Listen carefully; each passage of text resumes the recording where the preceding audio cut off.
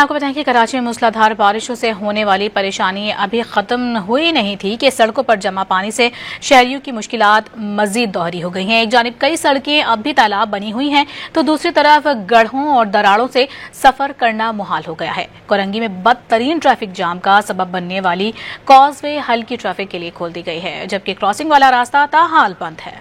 कराची में बारिश का सिलसिला खत्म हुए 2 रोज हो गए, मगर कई इलाकों और शाहराहों पर सूरत हाल मामूल पर ना आ सकी। शहर में अब भी कई इलाकों की सड़कें चौक चौराहे और चौरंगियां तालाब का मंजर पेश कर रही हैं, तो दूसरी जानिब खड्डों, गड्ढों और दरारों से आमद और रफ्त अजियतनाक हो गई। उधर पहलवान गोट से गुलिस्तान जौहर आने और जाने वाले रोड्स के दोनों अतराफ गड्ढे पड़ने के बाइस ट्रैफिक की रवानी शदीद मुतासिर हो रही है। इसी तरह कोरंगी इंडस्ट्रियल एरिया में मरकजी शाहराह और स्कीम 33 के बेशतर इलाकों में पानी ताहाल जमा है। बर वक्त निकासियात न होने से एक जानिब शाहराहों पर ट्रैफिक की रवानी मुतासिर हो रही है, तो दूसरी जानिब सड़कों की टूट फूट से शहरियों को बड़ी मुश्किलात का सामना करना पड़ रहा है। दूसरी जानिब कराची के इलाके कोरंगी में बदतरीन ट्रैफिक जाम का सबब बनने वाली कॉजवे हल्के ट्रैफिक के लिए खोल दी गई है। वलोच कॉलोनी से कोरंगी सनती एरिया आने वाली शाहराह मली नदी के पानी की वजह से 2 रोज से बंद थी, जिसके बाइस जाम सादिक ब्रिज पर मिनटों का सफर घंटों में तय हो रहा था। उधर डिफेंस से इंडस अस्पताल के जानिब जाने वाला क्रॉसिंग रोड टूट फूट के बाइस ताहाल ट्रैफिक के लिए बंद है।